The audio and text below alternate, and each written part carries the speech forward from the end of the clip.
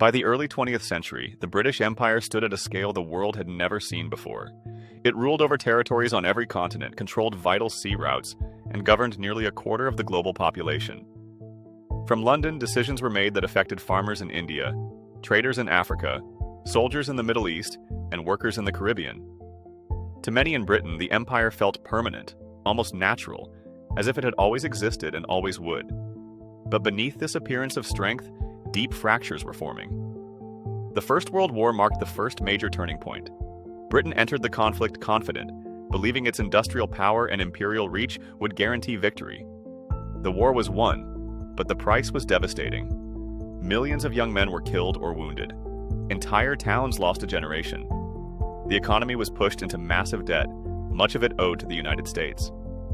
For the first time, Britain emerged from a war weaker than it had entered. Across the empire, the war changed perceptions. Colonies had supplied soldiers, labor, and resources. Indian troops fought in Europe and the Middle East. African laborers supported logistics and supply chains.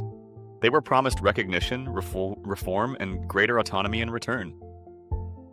When those promises failed to fully materialize, disappointment turned into anger, and anger into organized resistance.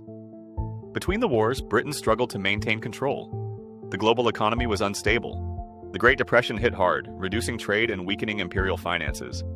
Nationalist movements gained momentum, especially in India, where mass protests and civil disobedience challenged British authority directly. The empire was still large, but its foundations were no longer secure. Then came the Second World War.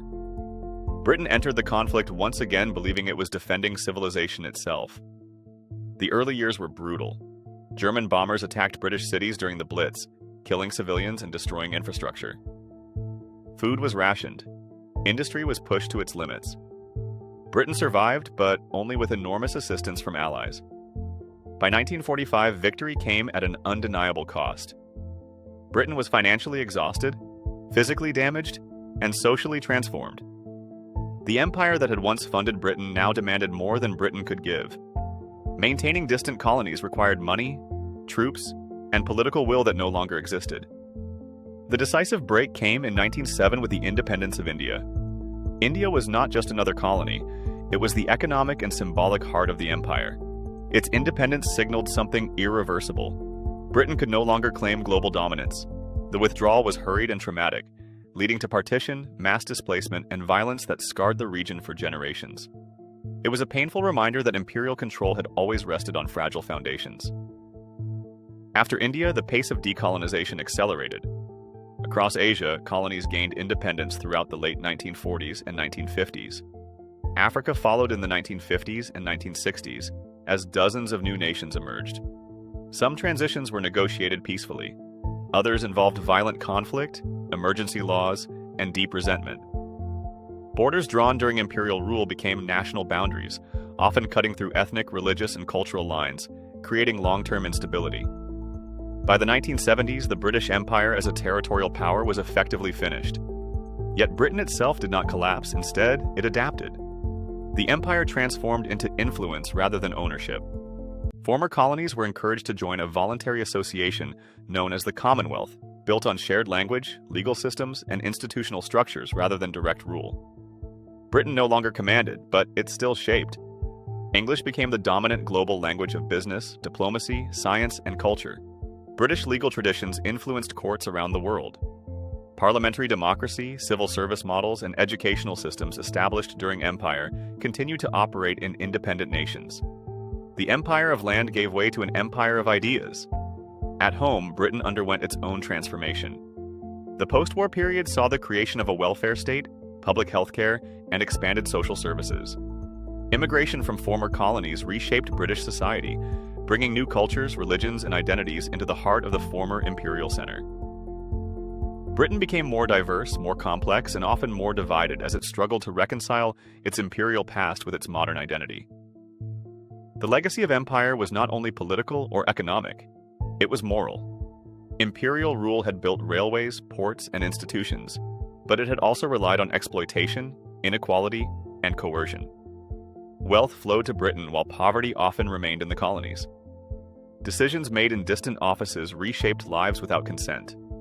These contradictions became impossible to ignore in the post-imperial era. modern Britain continues to wrestle with this inheritance.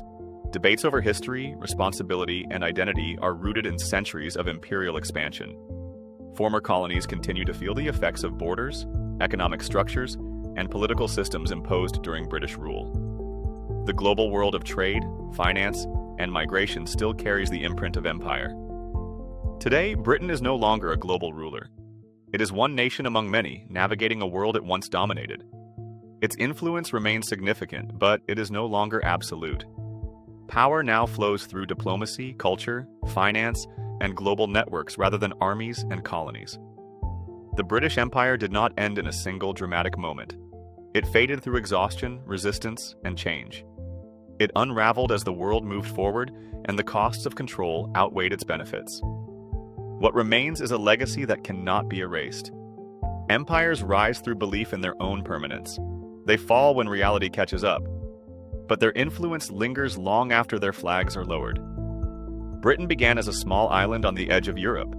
It became the most powerful empire the world had ever known. And in the end, it became something else entirely, a modern nation living with the consequences of its past, in a world forever shaped by its reach. This is how the British Empire ended. Not with sudden collapse, but with a long transformation that changed Britain and the world forever.